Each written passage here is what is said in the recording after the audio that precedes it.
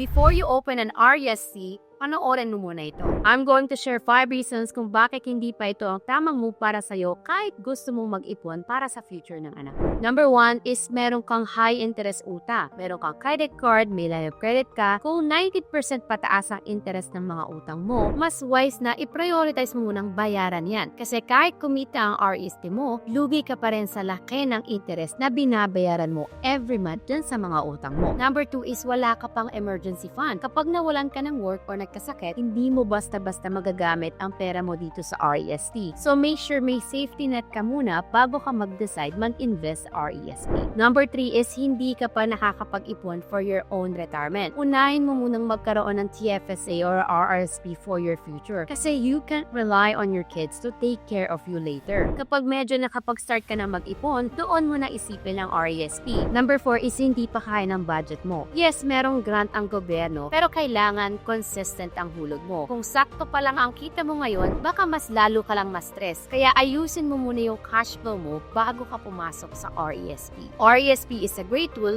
pero hindi siya one size fits all. Make sure your foundation is solid before you dive in. If you wanna help figuring out kung kailan ka dapat mag-RESP, send me a message and I'll be happy to guide you.